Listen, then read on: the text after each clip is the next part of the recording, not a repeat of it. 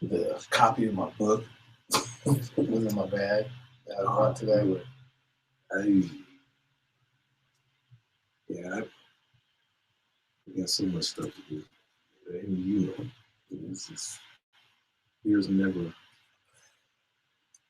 there's never a moment when you don't have nothing to do. And I love when people call me and say, "Are you busy?"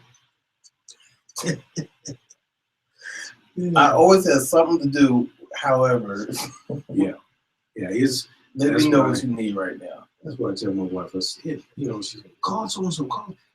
People are busy. I'm not just picking up the phone and calling folks. I try to pick a good time to call, and I know I'm always got something to do. It's not a question, and I don't work when my wife is home.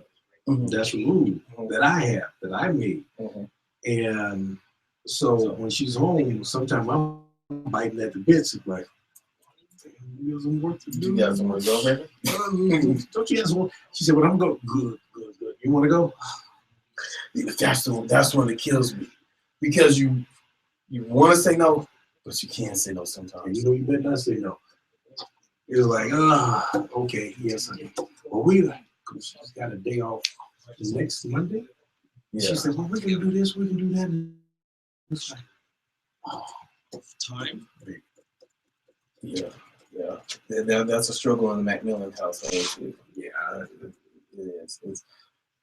I don't have the rule of I don't work when she's home, but for at least the first hour, when one of us gets home, when I get home or she gets home after I do, or vice versa, no. Sounds like a great conversation. So no phone, no computer, TV may be on. Yeah, Julian's watching or something, but. Yeah, I'm doing my best to be present. Check. See, we don't have a. Can y'all hear me? Yep. All right. Not loud.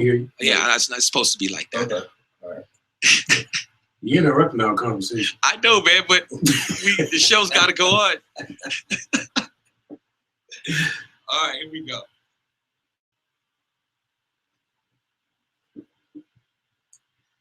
Well, good afternoon, everybody, and you are joining the Father Show, and it is such a pleasure to have you here with us today.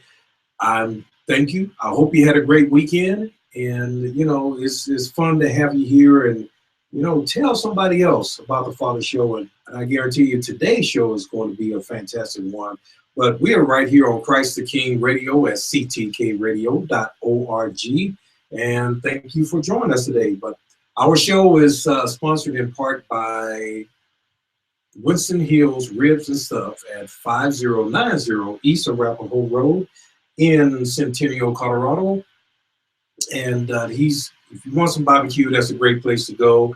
And we're also in part sponsored by Modern Gladiator, which is an online magazine. And you can just type in .com and find them. And they have a quarterly magazine that features men's issues. And even though it is based around men and Gladiator back in the day, it's not just for the men, it's actually for the women now as well, the Gladiarettes, as I call them. But they're a fantastic magazine, a fantastic organization, and I'm glad to have them aboard as one of our co-sponsors. So today we have a friend of mine that, the more I learn about him, the more I learn that he's just like me and doing what I'm doing. And, our background is a little different, but what we're doing today is the same. He's a speaker. He's an author. We were both a part of the same Toastmasters Club. And I know you're jumping in and out and, all that. Mm-hmm. So it's great to have Mr. Jonathan Macmillan here today. And we're going to learn a lot about him and what he's doing today, and all the stuff that he's doing in the community, the things that he's doing to help kids and to keep them from following in your own footsteps, and also, just helping out the community and the things that you're doing, what you speak about, and so forth.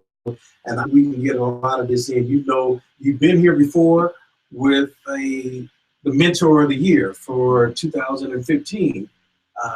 And so we've seen you on the show, but we're going to get to talk to you. So you know we run out of time half the time. Right. I get frustrated. So I'm going to shut up and I'm going to start letting you do the talking because I want to find out more about you and I want the audience to know more about you. So, and you have, I know like I said, you have a book, another book coming out, and we're going to talk about that as well. So what got you started on this journey that you're on right now? Well, first off, Mike, let me say thank you for giving me the opportunity to be here. Oh man, it's my pleasure. That introduction was wonderful. I have been very appreciative and grateful that I got the opportunity to meet you. When I joined Toastmasters, met a lot of good people, and you're one of the people at the top of that list. So I appreciate this opportunity. And I didn't pay him to say that. So didn't. You know, as you mentioned, a lot of the work that I'm doing right now is essentially to help teach kids and young black males particularly how not to follow my footsteps. So let's back up a little bit. Let's tell them what your footsteps were and what got you up to this point. Well, I'm a 42-year-old black man, almost 43 next month. Still a baby. And thankfully, but at one point in the late 80s, early 90s, when America was going through its gang epidemic, I was right there. I was at the front door of that. And a lot of that came from the narrative that was around America. And it was mostly coming from our parents, our teachers, our pastors, and our mentors that young black men were an endangered species. Young black men are an endangered species. Young black man is more likely to go to prison, go to college. Right. Young black man is more likely to die before the age of 25 than any other group in the world. Because of slavery and what was done to us as a race, we were more likely to be not single fathers, but absentee fathers. Right. Make babies, but not be around to raise them, either because of irresponsibility or being in prison or being in the graveyard. And that narrative was told to us to try to motivate us to do, but still what it ended up doing was stealing the hope from us. And that hopelessness led to what I call recklessness. And that recklessness fulfilled the prophecy, going to prison at an early age, dying at an early age. And I did just that. I ended up going to prison at 25. And it was there that I realized that, brother, I'm in the wrong place. I made one too many bad decisions. Yeah. I looked around and I saw that, you know, here in Denver, Colorado, we're not LA, we're not Detroit, we're not Chicago, yet we're being locked up on the same rate of incarceration as those larger cities with big socioeconomic problems. So I understood that there was a bigger scheme to locking us up. And I went back to that whole recklessness leads to hopelessness. So I need to figure out, how do we generate hope in my generation? Yeah. And I agree with you. And I also look at it as, we always, this thing that blacks feel like the white person owes them something is irritating to me. And I'm sure, and with my generation, that was a big thing. We believe that, and it's not just our parents or grandparents and so forth, it's the media and the school system that, they put it into our minds without us even realizing, especially in the media. And I think, do you think that's what happened to you in some aspects? Somewhat. Not as much in my generation as I see in this generation that's in the media now. There's this idea that life is supposed to be fair. And as a matter of fact, I'm writing an article about it now for next month's Urban Spectrum. But my daddy told me that as a black man, I'm going to have to work twice as hard to be seen as an equal 4 times as hard to even be considered as being better. Mm-hmm. Bottom line. Mm-hmm. There was no ifs, ands, or buts, and it's not fair, but so what? And although I made some mistakes, that mentality right there made me a better person. Yeah. I have a problem now with, as you stated, this mentality that life is supposed to be fair for our young black men. Yes, it's supposed to be fair, but it's not. So let's deal with it. Yeah, in theory, it's supposed to be fair. But in reality, we know that's not the case. Exactly. As I said, the deck is stacked against us. The dice are loaded. The referees, and I'm talking about the police and the judges and whatnot, who are supposed to be ensuring that the game is played at a fair level, the playing field is supposed to be level, they're complicit in the cheating. Mm-hmm. But this mentality that so we don't play the game is stupid because it's killing us. Yeah. It's killing us. It's putting in the minds of these young men. And this is where, yes, it happened with my generation. It's putting in the minds of our young men. It's like, well, it's unfair, so I'm going to do whatever anyway. I'm not going to even try. I'm not even going to try. I'm going to act up. I'm going to be me. I'm a thug life. Because that's what they expect. That's what they expect out of me. That's how they look at me. So I'll go ahead and give them what they right. And I'm going to do it well. The understanding that's how the game is designed for a young black man. And so, honestly, the name of my organization is Be Better Than Average. And it was born right out of what we're talking about. That although the average is usually a myth of what the young black man is, it's still the perception is a reality. Mm-hmm. You know, whatever somebody believes is the case, and it doesn't matter how many facts you have until otherwise. And so I say, let's be better than average. Mm-hmm. Let's be better than what they think you're capable of. Let's be better than what they expect of you. And I have developed a curriculum which raises that standard. Mm-hmm. It sets the bar high. Mm-hmm. But not only does it set the bar high, it is a comprehensive roadmap of how to achieve that bar and meet and beat that bar. Yeah. I'm a huge believer in goal setting. I'm a huge believer in goal setting. And I've learned, and I'll probably get back to this, but when I was in prison, understanding that hopelessness is what led me to here, mm-hmm. and not saying I'm not going to achieve anything anyway. I will end up in prison. I might be dead. Yeah. Why setting these goals? Yeah. Well, then I found out is if you set the goals, then you find out why you don't go to prison. Mm-hmm. You find out how to be that ball player, how to be that rapper, how to be the doctor, how to be the lawyer. And you're right. And we're going to take a quick break, and we're going to get back into this because it is important. And our young men of color need to understand this and need to hear this. So if you are listening, to the Father Show right here on Christ the King Radio. Now, if you are a man or looking for resources that can help you, go to the Father Show resource program at www.thefathershow, R as in resources, P as in program.org. Click on your state and find resources that can help you in whatever situation that you may need. Maybe it's a program like Jonathan is putting on. Maybe it's resources that you need for understand your child support or pay your child support or get help with it. But go to the resources. We have quite a bit on there. But you're listening to The Father Show. I'm your host, Mike Thompson. Thank you for joining us. And we'll be right back. Mm-hmm. I like that. We got into the meat real fast there. Yeah. It's like I every time I look up, every time I do shows, like I don't have enough time.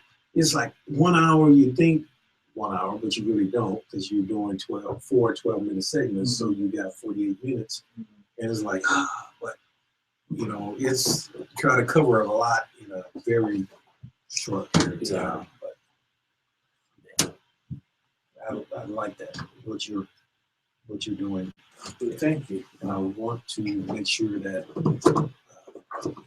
they can hear about what you're doing, what you do in schools, and who knows, somebody might hear this and say, "Hey, I want that program in our school." Mhm. So, Well, that's plan for 2016.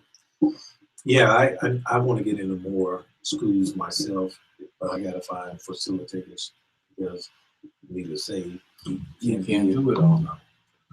I'm flirting with the My Denver program, which is an initiative on American Box Office, Mhm. to get a rec card, a library card, every child. You know what irritated me? Black kids have library cards, Mhm. and when I think it was Channel 9. Channel 9 did this thing. You gotta have you should get a library card. Wasn't on the first set of commercial, wasn't a black person on it. Wasn't a person. There was and it's something I pointed out to my wife. I said, when you see that they have a minority like an Hispanic person on there, it's a very light skinned Hispanic person, no dark skin. What? You ready? Yeah, we're ready. Welcome back, everybody, and you are listening to The Father Show, and I'm your host, Mike Thompson, and our guest today is Jonathan McMillan, and we are talking about the program that he is running. We will be talking about the book that he's writing, but at first we got into the journey. How did you get to this point? How did you come to this point where you're doing all the things that you're doing to help our young Black males? So to wrap it up concisely, a few things happened. I mean, a lot of things happened to put me on this path and get me from where I was to where I am now. But to put it really concisely, back in 1994, I was working for Reverend Kelly, and I was still a gang member myself. I was on probation. Only working for him because it was court ordered, to be honest with you. It was community service work. But I got the itch where I said, well, I'm gonna go out and help some gang members. So I went to this middle school and I presented. I said, I'm an ex-gang member and I'm here to save your kids. We had a little group that got together once a week, and most of them were wannabe kids. They weren't really gang members, but there was one kid who, man, 13 years old, he was hardcore. Hardcore. His brothers and his uncles were Crips, and they had raised him to be a Crip. And he came and he said, man, I don't want to do this. What do I do? I looked at him and went a little hard. And I didn't have an answer for him. And so I listened to him, and I just tried to tell him to stay out of trouble and give him the best advice that I knew at the time. And I didn't do that. I didn't know nothing. I didn't know the back of my hand. And he ended up getting killed. He ended up getting killed probably 2 months into our relationship. Wow, really? Yeah, and I didn't know what to do. I failed. It hit me hard, and long story short, I backed off of everything I was doing, and eventually, a few years later, I ended up in prison. And like I said, it was there that I had that epiphany of, I need to figure out what it is that we need. And I read a book called Think and Grow Rich by Napoleon Hill. And in that book, it talked about having a definiteness of purpose, aka a goal. Yeah. And then I read a book by Tony Robbins, The Awaken the Giant Within. Yeah. Also talking about setting a goal. And then I read Les Brown, I can't think of the name of the book, but the message was still the same. The importance of the goal. And so for the next 15, 16 years, I studied and I studied and I studied Les Brown, Jim Rohn, Brian Tracy, Dennis Kimbrough, Think and Grow Rich, a Black Perspective. And 3-4 years ago, when Trayvon Martin happened, I said, I saw it coming. I started hearing the conversation again that we were an endangered species. Young Black men have no value, they have no worth. And I knew, hearing that poisonous message, you were going to see Mike Brown. You were going to see Tamir Rice. Yeah. You were going to see this recklessness come out And I said I need to get the information that saved me out in the people's hands. Yeah, because there's been many of them, Mm-hmm. for years. People sometimes act like this is something new, Right. and this is old as old can possibly be. I mean, it's been going on since slavery. So really, this is nothing new. And people have, I mean, why we think Martin Luther King was marching? It wasn't just for civil rights. The civil rights also included being treated fairly. Right. And that has been going on for years. And it is sad to see. And I was talking to a friend of mine in the media, and I told him, I said, to me, it seems like, I don't know if the media is trying to start a race war or what's going on, because this is nothing new, but they're focusing on it. They're focusing on it at a very skewed rate of how it happens. And the new thing is the social media. That's what really bothers me. When you have irresponsible people posting the shootings, posting the outrageous, I mean, not to say that it doesn't need attention, but when you focus on it as if this is it's not everything, that focus on it like there are racist police patrolling the street just shooting us down. Racist police, yeah. It robs the hope out of the young black men. And it becomes very dangerous. And I think part of it is good that we have video phones, and it's good that we have the social media, because in some aspects it works good and bad. Right. Because if some of those films weren't available, some of this stuff would not be coming out to light. And where my problem comes in, I'll gloss over this very quickly, is when we have a situation like that crazy man in Colorado Springs who shot up the Planned Parenthood. And people post things on social media who say he shot a cop and they took him into custody, but here's this black kid who they shot unarmed, as if those two situations weren't totally unrelated. We have one situation where the police did their job accurately. They did it as every situation should be handled. We should be praising that. Yes, we should be critical of the situation where a young black man was killed because he was unarmed, but do not equate the two as if this is how it always happens. It sets a bad precedent. Yeah, it makes a police department as a whole look bad when it's not the whole. And it's like anything else in society. Is when you look at black men, you look at Hispanic men, you look at white men, you can never say all. Right. Okay? So we can't say all the police department. We can't say all black men. We can't say that. All women, all Jews, all anything, no. Because the thing is they're all individual people. And there's good and bad in every single race. Let me add this really quick. The dangerous precedent that has when we start looking at the cops as a whole as being bad, they begin to fight back. And guess who gets the brunt of that pushback? Not the activists on Facebook, not the person on Twitter. It's going to be little Jamal who's minding his business, walking down the street, and that cop feels like he's been picked on one too many times. He's going to take Jamal in the back of the alley. Yeah. And it's one thing that I look at when I look at police officers, and I say this sometimes to kids and the people I know, and remember that they are human, and we don't know what happened between cop and wife and the husband. We don't know what happened at the last call that police officer was on. And yes, you are a professional, and you're supposed to know how to go from one situation to the next and drop it. But sometimes it's hard. It's very hard. Yeah, I've been doing sales for a long time, and I know if I have a bad sale and I walk into the office and they tick me off, I know I got to go to the next office and still put a smile on my face and act like nothing had happened before. And a police officer has to do the same thing. But it's not always possible. It's like the quarterback. You know, when he throws the interception and they run it back for 6, and then he got to take the very next snap. The field, he's coming right back on the field. You got to have a very short memory. Yeah. Now, I will say that one of the things I'm very pleased to be a part of right now is I'm working with the My Brother's Keeper initiative here in Denver. Okay. And part of that, I am co-chairing the Juvenile Justice Committee.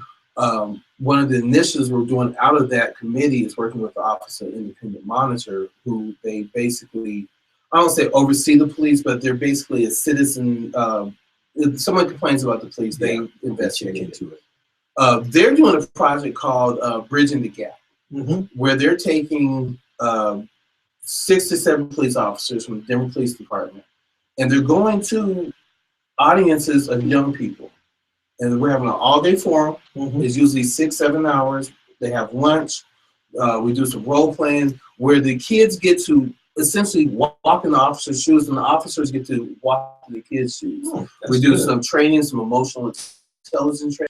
Both groups do implicit bias training, understanding why they think, what they think about when they see a black face or when they see a female face or they see whatever, a cop, what those thoughts are that may have no substance at all. It's just a gut reaction to seeing that. Understanding how that plays in the confrontations that or I won't say confrontations, but anytime that there is a police stop, where those having that emotional intelligence, knowing what your biases are, can maybe de-escalate a situation where there may not even be an arrest, let alone a violent tragedy. We have to remember too that it's about our reaction. And as you know from your studies, it's not about how the situation is, how you react to the situation that can de-escalate or make it go smaller or make it de-escalate or escalate it. That's where I was. Or de-escalate it or make it go larger and make it worse than what it really is.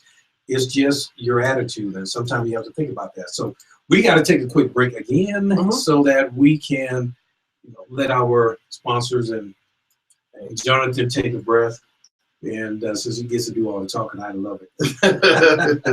But you are listening to The Father Show on Christ the King Radio at ctkradio.org. And if you're an organization or a company that provides program or classes or anything to help men, go to The Father Show resource program at www.thefathershow, R as in resources, P as in program.org, and ask to be listed so that other men in your area can find your program, your organization, your business that is going to help them with the need that they may have. But this is something that's important. We're in all 50 states. So our goal is to make sure that we have resources all over the United States and that men know that there's a center point where they can go to find those resources and get some help that they need. So this is Mike Thompson, and you're listening to The Father Show, and we'll be right back. I like that countdown. It helps, huh? Yeah. As a young man, I got a chance to meet him a few weeks ago. Very intelligent young man, like him. And yeah, it's fun. Mike, when you're doing your intro, look into the camera. Focus that. Because Focus because we have the 3 cameras. Yeah, you're right. We have the 3 cameras. So Yeah, you're looking around like, look, I see myself. Yeah, when you guys are talking to each other.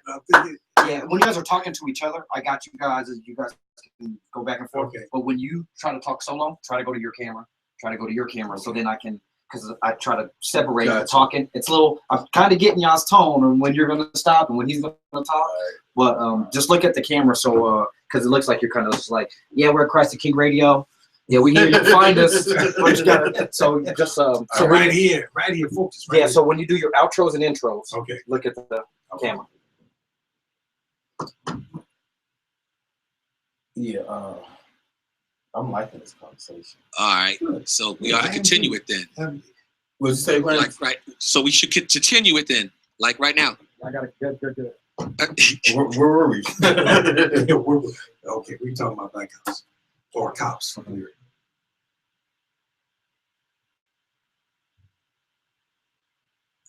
Welcome back, everybody, and you're listening to The Father Show and watching The Father Show. Change that. I've got to get used to the cameras being in the room, but you are tuned in to The Father Show, and our guest today is Jonathan McMillan.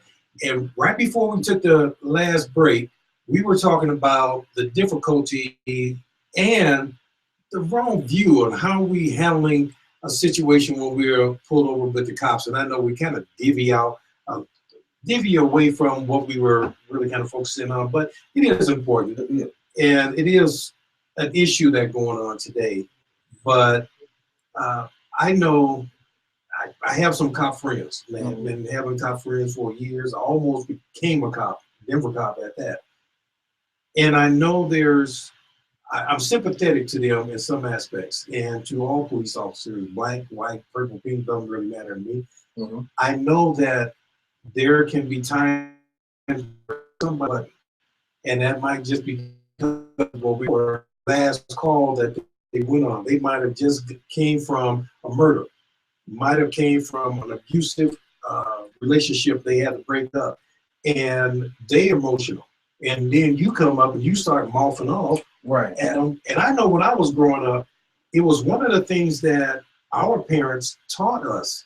And I think that's where we're disconnected right now with our teens, is that when I was driving, when I first started driving, it's like, okay, you have respect, you put both hands on the wheel. Yes, sir. No, ma'am. I'm reaching over for my driver's license. I'm reaching over to the glove compartment box to get my insurance card, and all those things that we learn to do because of some headstrong cops. And it wasn't all of them by any means. I've had some, I got pulled over a few times by white and black cops, and they're like, all right, just be careful and go ahead and go about your business. But it was, I think a lot of it is my respect for them and their respect for me. Yeah, and yes, you know, again, this is a conversation that I have a lot with a lot of people, because going back to what we said, there's people who, and I understand the thinking that life should be fair, and it's 2015. It's not 1965 anymore. Right. I get that. However, the reality of the situation is these steps that you list out, when the cop pulls you over, you keep your hands on the wheel. You say yes, sir, no, sir. You announce your movements. You make very deliberate, slow movements because they kept you alive. Because at the end of the day, and I hate that phrase, but at the end of the day, you want to make it home. Right. It's not at the end of the day, they want to make it home. They want to make it home. So it's not about deferring any respect to this officer, even when it's undue. When he's being the jerk and calling you all kinds of things other than your name, you want to make it home. That is it. And that ultimately is my mission. Is I call myself not just a speaker and an author, but a personal development success skills trainer. Success carries a multitude of things. Yeah, I'm not an expert in everything. So let's touch on that a little bit, because I know we could go on and on. Excuse me, about the police shooting and the issues that our young black kids are going through. But what are some of the subjects that you speak about? So I have what I call the Be Better Than Average curriculum, or philosophy even. And it's built on three things. The first is when we talk about Napoleon Hill, him having a definiteness of purpose. I just call it a goal, a better than average goal. And as we mentioned earlier, I've written a very comprehensive book about it. But in addition to having that goal is having an empowered mindset. The empowered mindset is the complete opposite of what we've been talking about, of the victim mentality, or life should be fair. And until it is fair, I'm not going to show up. The empowered mindset says, I'm grateful for everything I have, even if it's not much, but I'm also grateful for every opportunity, every possibility, every person, and every challenge that I come across, because all of that gives me an opportunity to be more valuable.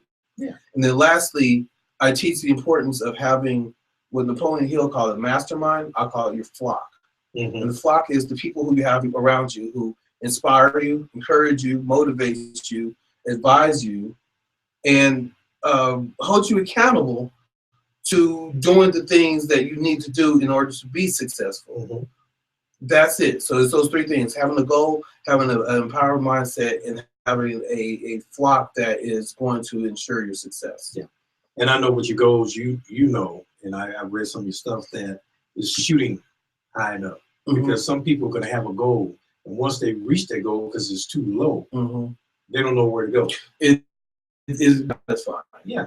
And I always say, people they okay. Let me go here. So you've heard of the SMART goals model. Mm-hmm. Okay, specific, measurable, attainable, realistic, and time bound.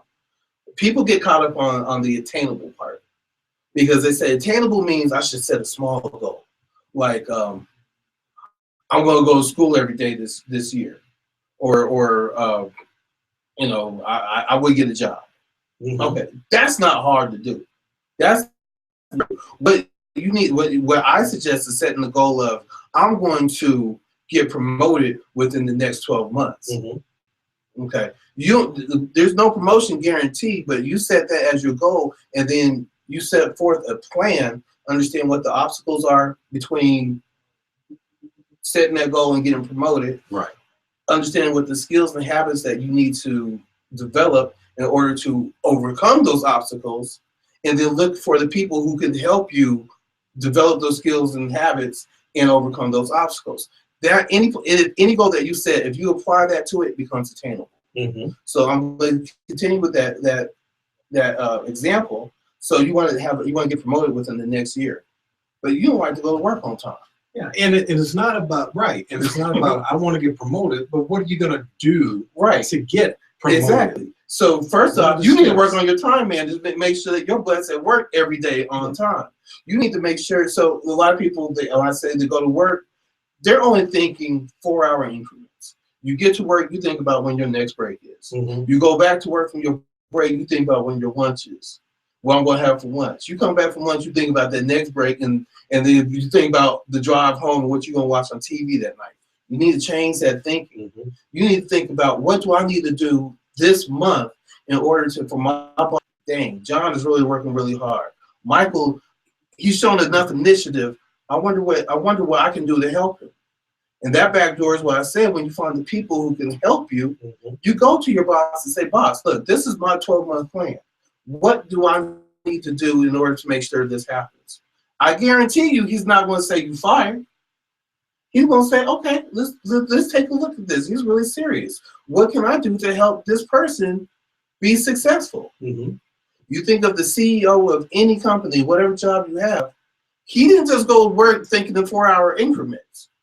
He was thinking about building his empire from the day that he decided he was going to start that company. Well, yeah, people got to understand that it's not a 8-to-5 situation. It's if you are trying to get somewhere, you have to think more and work harder than the average person. You have to, and that might mean coming in early. It might mean staying out. It might mean 20-hour days. Right. Like you and I work. I mean, I'm right now. I mean, I'm working on 4 hours of sleep.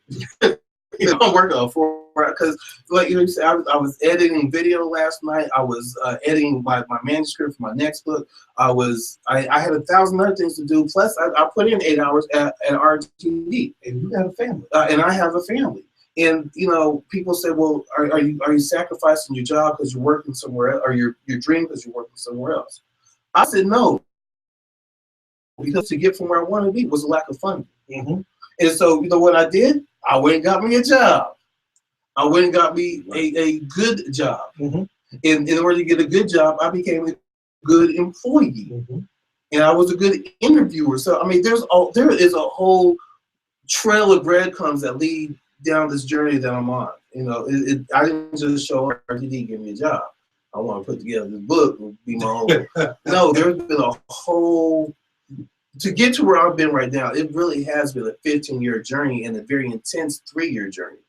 Yeah. So what are some of the skills you're working on? So with the book being published. And wait a minute, what's the book about? The book is called Better Than Average Goals. Okay. Jonathan McMillan's Guide to Setting and Achieving Goals at I'm sorry, Jonathan McMillan's guide, Setting Goals That Change and Save Lives. Okay. It's just very comprehensive. There's a lot of stuff that we just talked about. I gave you the meat and potatoes right there. And there are exercises throughout the book to help you understand the concepts I'm talking about. I'm working on an app now. So when you ask me what skills I'm working to develop is learning how to build an app. Because I don't know nothing about that. I know how to look at my phone and press a button and go to the Google Play Store. That's it. I'm learning how to be a better speaker. Yeah. I'm learning how to be, honestly, a better father and a better husband. Oh boy, say that again. Hold up, wait a minute, back up. What did you just say? A better father and a better husband. Yeah. I have a 3-year-old son who thinks the world of me, and I have a 21-year-old daughter who probably doesn't think the world of me because I wasn't as good as a father to her as I could have been 21 years ago. I'm working on it. And you know, I tell people all the time when I speak and when I talk to men and women, there's no, there's no such thing, and we got to realize there's no such thing as a perfect person. So you're not going to be parent. You do the best you can, and what you just said was, I'm learning to be a better father, and that's one thing I, as you know, have been preaching on is men to be better fathers and men to work on their skills. You know, there's a lot of men, and I'm not going to get into it because this is your show, but we have to learn that we can grow and we can do better and we should want to do better. But on that note, we got to take another break. And when we come back, we'll finish up with Jonathan and talk a little bit more about what he's doing. But you are listening to The Father Show, and if you are need resources and need help with anything that is going on in your life, The Father Show resource, www.fathershow.org as a resources, P as a program.org. Click on your state, find the resources that are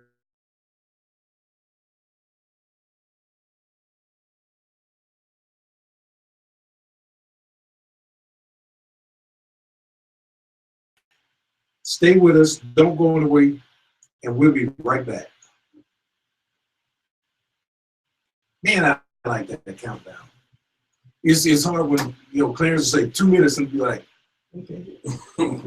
In your mind, you're trying to count that top. I try to keep you on point. That's what I'm trying to do. Hey, you're doing a good job at it. That's a hard part because it's like, okay, 2 minutes. I know you can say a lot in 1 minute. And you can say a lot in 2 minutes. That's what the what do they call them, the Toastmasters, the tabletop. Yeah. So yeah, it's fun. So I want to get into what you're doing, how they can contact you, and give them a list of all the stuff that you're doing. So that they can know what you're doing, how to contact you, speaking and so forth. So what I would like to do is there's a concept in the book I talk about, the 2 most dangerous words. Okay. And you should throw in camp. It's in there. Okay. It's in 15 seconds. 15 seconds. Well, you try to keep me on point. there. So if you, that's how we'll come back. Okay. Welcome back, everybody, and you are watching and listening to The Father Show, and I'm your host, Mike Thompson, and today we have Jonathan McMillan, and Jonathan is just a fantastic young man that is, and it was really kind of weird because same path and doing a lot of the same things. He has a school program, I got a school program. He's a speaker. We're doing a lot of the same things, and it's nice that I'm gonna say this without just coming off the top of my head. It's nice that we ain't gonna sit here and we ain't competing. Yes. We're talking, we're helping one another, yes. And we're not competing. You call me when you need something, I call you when I need something, and we talk. And I know we've got a couple of another friend, mutual friend, Ian Humphrey, who's another speaker as well. And Thurman. Yep.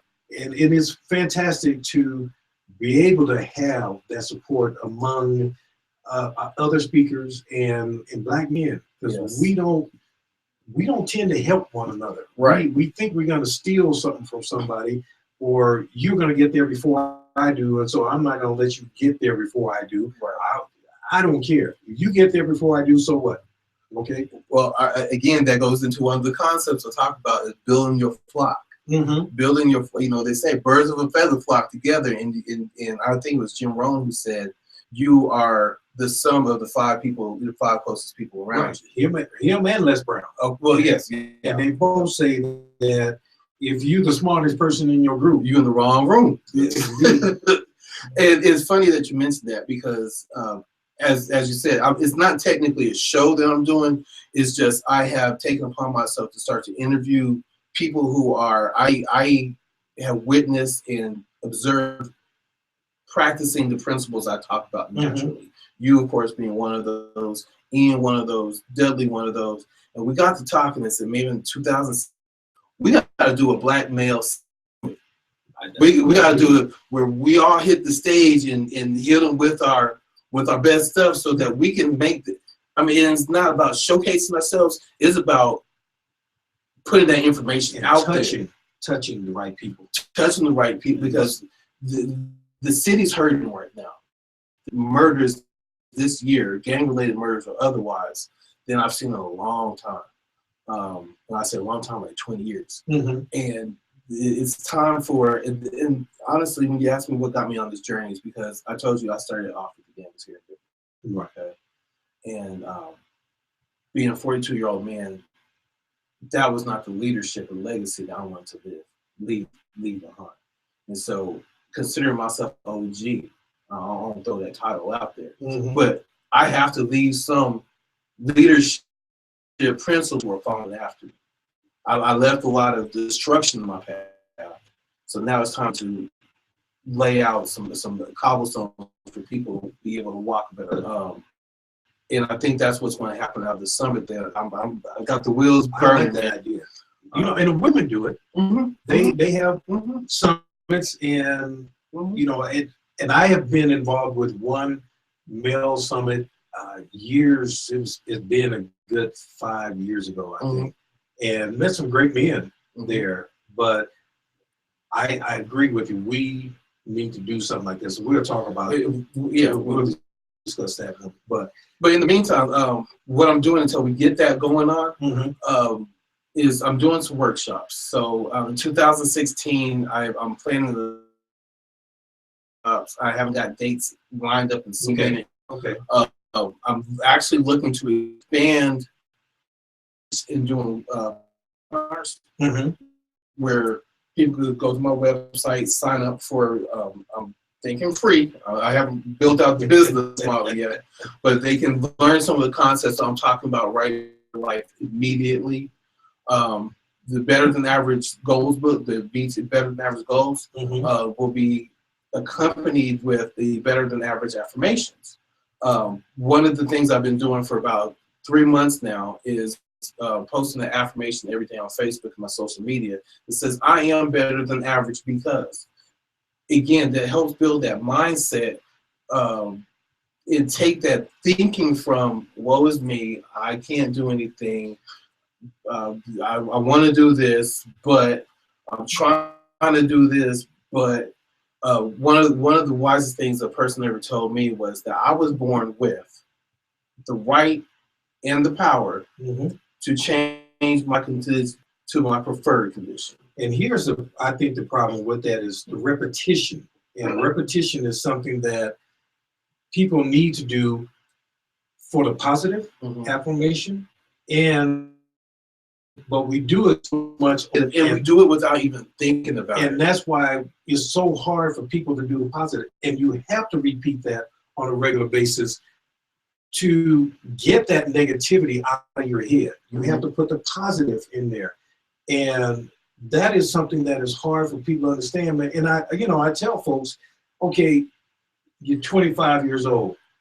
You've been talking negative and hearing negative for 25 years. It's not going to go away in overnight. it took you 25 years to get here. Mm-hmm. It might take you 25 years to go away, but I know in standard it's like 5 years, 6 years with positive affirmation. And so people need to hear that, and that's good that you're saying it. So how can they go to your Facebook page and subscribe to that so they can get it on a daily basis? Okay, so I have a couple outlets, but Facebook, particularly just facebook.com/be better than average. It's a Facebook group. It is free to join. All you have to do is request. I do a peripheral review of your site, make sure you're not just trying to sell me some sunglasses and sell my people some sunglasses. And if, you know, short of you just trying to promote yourself, you're free to join in. It's to use your term, it's a resource. It's a place for affirmations, articles. I regularly post jobs there, interview skills. Something I'm working on for 2015, 2016 is finance tips, how to have better than average finances. And I'm actually partnering with some really powerful financiers, educators. Their business is to teach people how to have better finances. Right. That's it. Of course, JonathanMcMillan.com.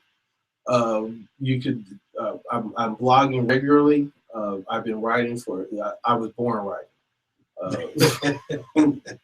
One thing I do better than talking is as I write. So I wish I could say that. And you have a YouTube page as well. I do. Now that in learning how to brand myself, I think I got like 3 different YouTube.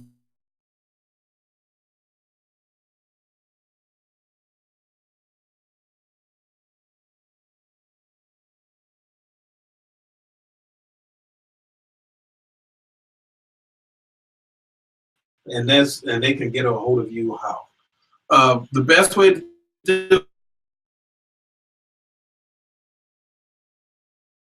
it is JonathanMilla.com.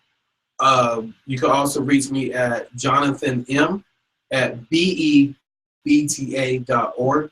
That's like be better than average. If you feel like it and you're feeling generous, go to Amazon. It's better than. And I'm on Facebook, and it's just my name, Jonathan McMillan. How much is the book? Book is right now I'm running it for $9.98. That will probably go until January 11th. Okay. January 11th, and then the price is going up because I'm going to roll it into a workshop. Okay. So, which is actually not a bad deal. With the workshop, you're going to get one-on-one coaching with me.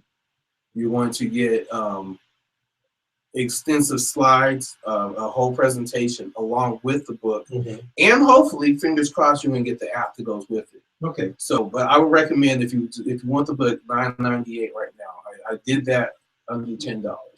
Good. So. Good, and that's saying something. Because usually everybody's like $19.98 or something. Mike, I thought about doing that, and honestly, I was advised to do triple that because the book is that powerful. There's so much information. There's quite literally, there is 17 years worth of research in that book about goal setting, written in a way that elementary school kids could read it, and see a 50-year-old, 60-year-old CEOs could read it. But I did it intentionally that way so that you could buy it for Christmas for yourself and for people who you want to see succeed. No excuses. Under $10 is a handbook to help them change or save their lives. I did it at this time of the year because New Year's starting. People are going to be setting New Year's resolutions, and New Year's resolutions, I will say it right now, are the worst thing you can do for your future. Because you start thinking about them at 10 o'clock on New Year's Eve, and then you don't think about them after 12:02 New Year's Day. Yeah. You need to set yourself a comprehensive, better than average goal, and I will teach you how to do it. Excellent. Well, man, I'm going to tell you, it's been a pleasure to have you on the show. I hope this is not the last time. Matter of fact, it won't be. We'll have you back on again, and we'll, as things grow, as you get the webinar going, as you're getting the other things, and we do the form. That'll be fantastic, and we'll bring that on too. So thank you so much for being on the show. Thank you. It's been a pleasure. It's great to know you.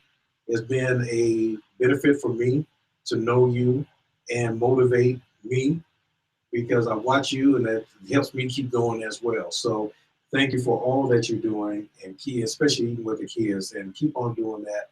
And you know, I'm looking forward to watching you grow and becoming the man that you want to be. Thank you. And reaching your goals. So thank you everybody for watching the Father Show and joining us with Jonathan McMillan today. And you know, this is a show that we are going to continue to try to help with men's issue and things that are going on in the community. So tell your friends about us. Let people know. Resource us on the Facebook page, the shows that we're getting ready to do. We do have the Father Show YouTube. You can go there and get some of the shows. We have the videos coming up. So, you know, we're trying to get you all the information in every way that we can, so that it can help you and you can be the best man. Like Jonathan mentioned, being a better father, learning to be a better father. And that's what we want you to do. Be a better man. And that's what the show is all about, is to make you a better man. And we're not saying that you're not a good man. We're just saying that we all can grow into being better men. So stay with us. Come back next week. Join the show. We're going to have Tommy and Ann McMillan. We're going to be talking about blending families. And so it's going to be a fantastic show. So stay with us all day. Thank you very much. This is the Father Show. I'm your host, Mike Thompson.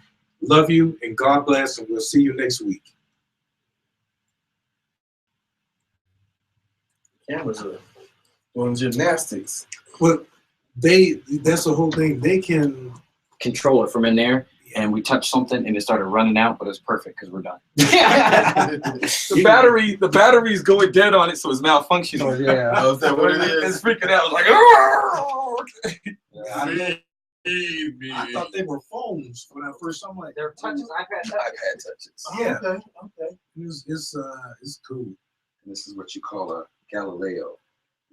That's what's up. Galileo, like the satellite. Spins around and I guess that's where they got the word. I was thinking Galileo like the scientist or the philosopher, but if it's a satellite, yeah. Yeah, no. What was the name of the thing they sent to Saturn? Wasn't that a Galileo? I think it might have been. It was a satellite though, because it didn't go. It just went around it. Mike. Yeah, That was Oh, an thank you, awesome man. talk, man. Thank you. That was sweet. Thank you. Awesome talk. Awesome. and we got it looking good too. It's gonna look pretty. I mean, there's a couple miscues still on what got we have, but for the most part, It's switching back and forth and everything. Yeah. Yeah. We gotta take No, a it's picture. still.